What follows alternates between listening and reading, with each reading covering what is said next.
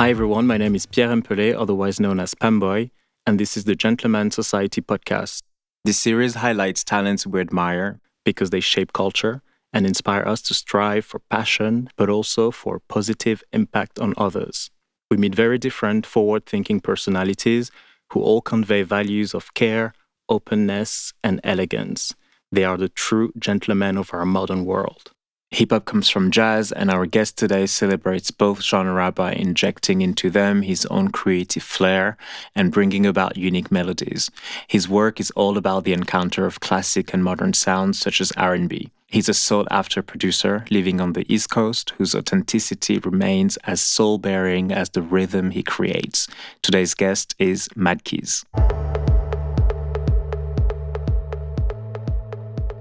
Hi, qu'il. Hey, how's it going, man? Good, how are you? I'm amazing. How you doing? Excited for this conversation. Let's dive right into it. What is a gentleman according to you? I think of this idea of a man that's is essentially filled with love in the way that you balancedly express that through all things that you do, the people that you meet. And, despite any of those situations that, we may be in, we still find a way to share and express that love. I guess when I think of this idea of a gentleman, I'm thinking of, how he's helping others. He's kind of this force of unconditional love. I think that's a beautiful answer. Like someone who's selfless as well and who cares for others. I think that's a beautiful way of putting that.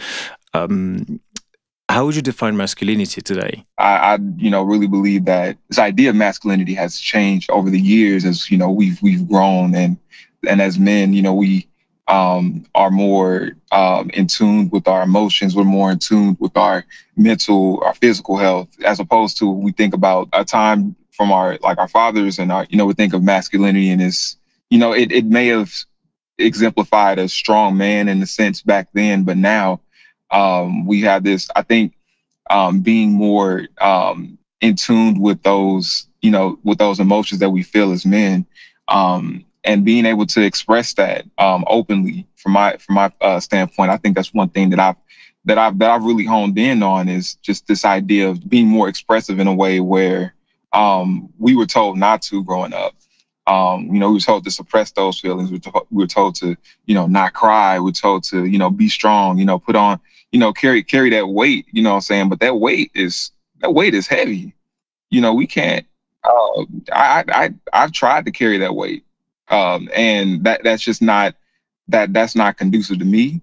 That's not conducive to my family. That's not conducive to my marriage. That's not conducive to my friends. That's not conducive to the people that I meet, the artists that I work with. That's not helping anybody. As men, we need to have these spaces to express ourselves, to operate in that more. I completely agree with you. I love the fact that you said that men can cry, because I think today it's important maybe to remind, people, men, women, whoever else, that indeed you can cry and it's just expressing your emotions. What is your definition of elegance? Just moving in purpose. If I can just sum that up. And when I think about elegance, I think about this stride that you get when you're just operating in this capacity. It's almost contagious in a way. I think that's elegance. I think I'm just trying to over-explain, but yeah. No, I love what you're saying because it feels like it's something mysterious almost. It's not really about how you look or, it's more about the spirit that you carry with you. I think that's, again, beautiful. So I've been sort of obsessed with your music. I think you're incredibly talented. And I have to ask, if you weren't a musician, what would you be doing? That's a great question. I think about that all the time, actually. Man, what would I be doing? I think, it's funny. I've been looking at parallels more and more these days in terms of, what, along with music, what else is kind of aligned with me that if I wasn't doing music, what would I be doing? I'm thinking I'm thinking there's a wide range of things that I would love to be doing and possibly design or interior design of some sort. Something creative. Yeah, something creative, something that's visual because I love visual. I'm a very visually driven person. So I love, the way that certain aesthetics can, help me to draw out a certain, sound. It'd be cool to just like, create these like level of aesthetics that are functional in a way that that also evokes creativity.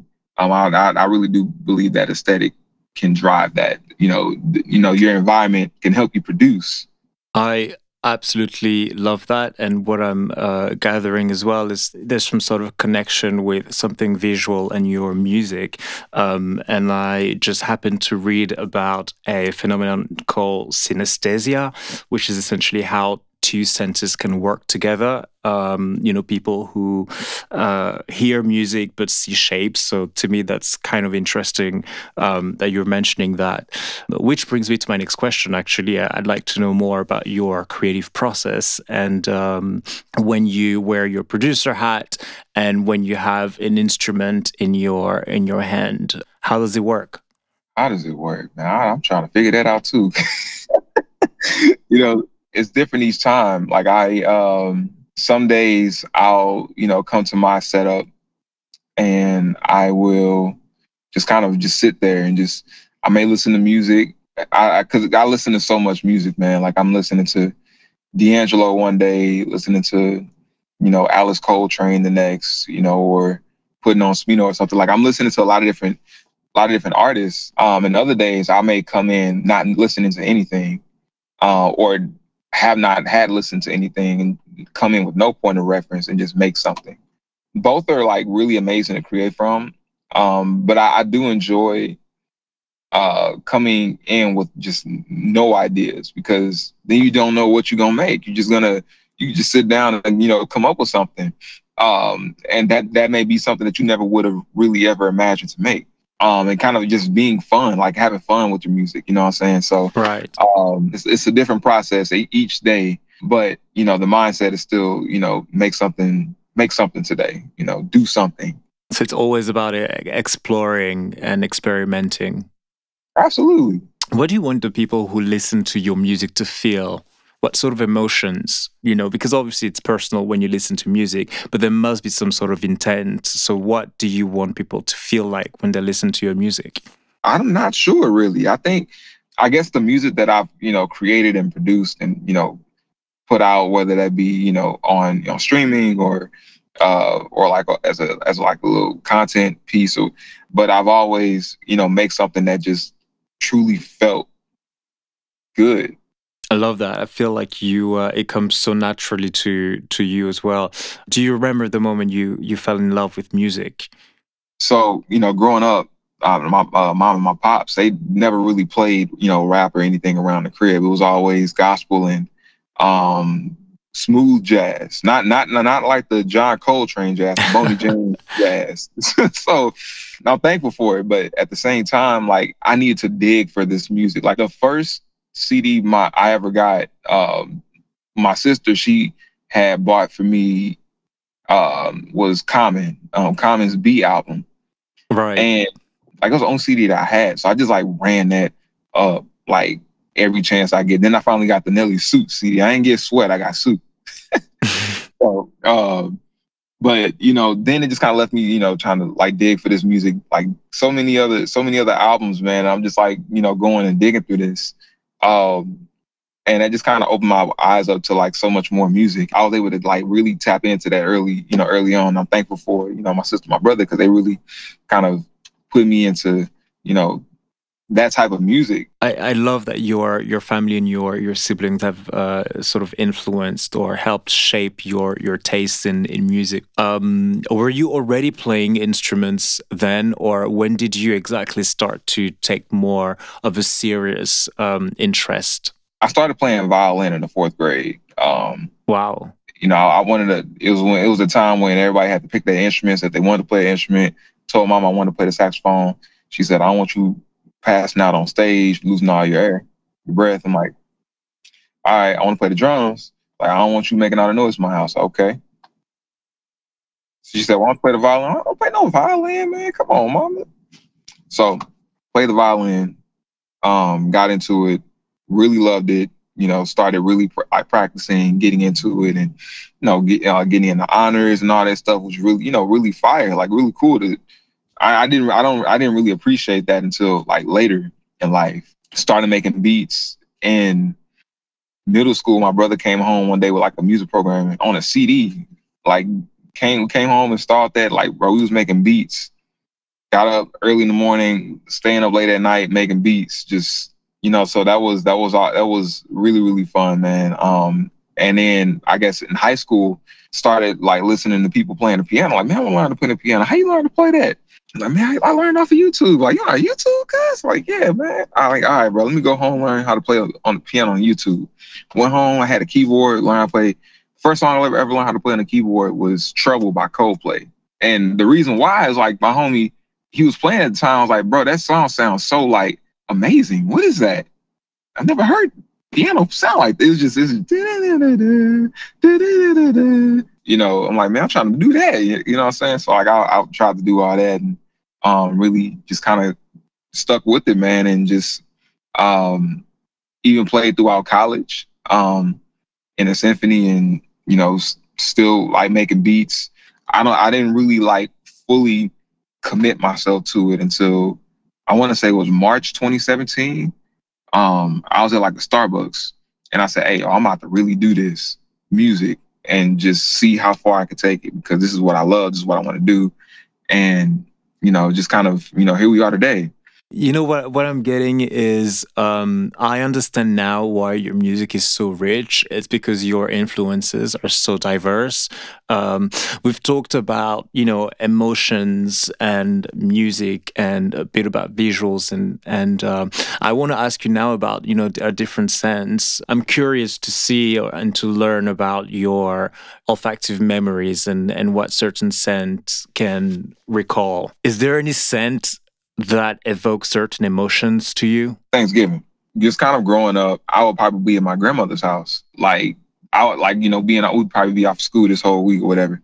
And like Tuesday, Wednesday, she's already like in the kitchen, making sweet potato pies. That was like the smell of Thanksgiving, like smelling those spices, the cinnamon, all of that, man. Like, it just kind of bring me back home and bring me back to that place. You've mentioned your partner a few times already, so I assume you're in love. What is the smell of the scent of love?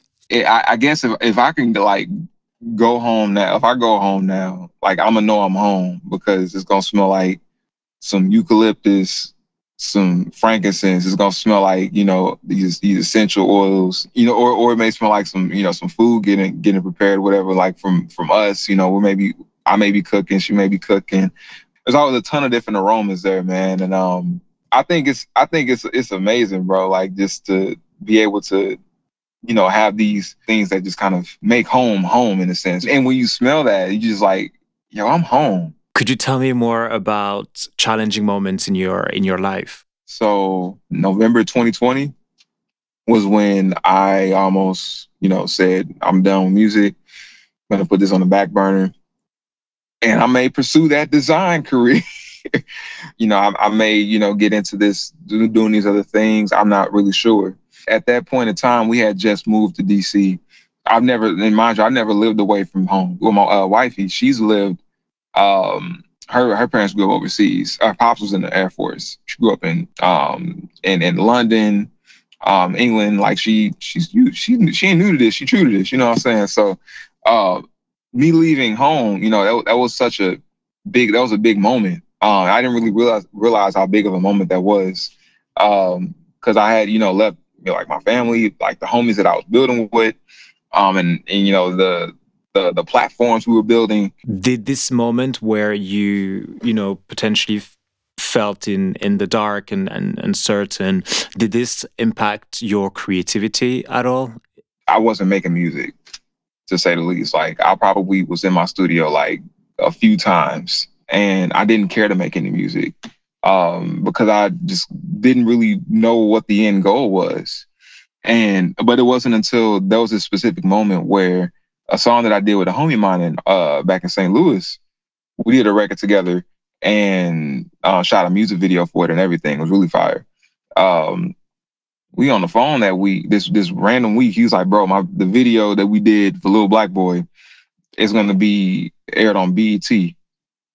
I'm like, hey, yo, whoa, hold on, wait a minute. Like, this is literally the week that I was, me and wifey were just sitting talking like, babe, I don't know if I don't know if, I'm going to keep doing music or not. I may put this on the back burner. This is literally the week that we were talking about this.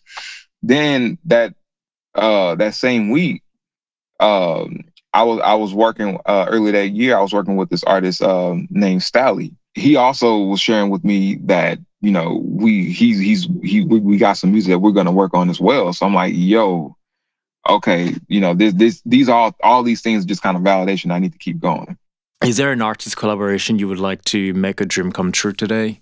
Man, Solange. That's all you need to say. I don't think you need to you need to elaborate. Solange is indeed one of the greatest artists out there, and we'll fingers crossed. What is your message to the world? Get out of your head. Don't overthink it. Don't be prideful. And choose to love intentionally, I think that's a perfect way to end this episode, love intentionally. What do you think? I love it, man. I really do. Thank you so much. Thank you so much. Take care. Bye-bye. All right.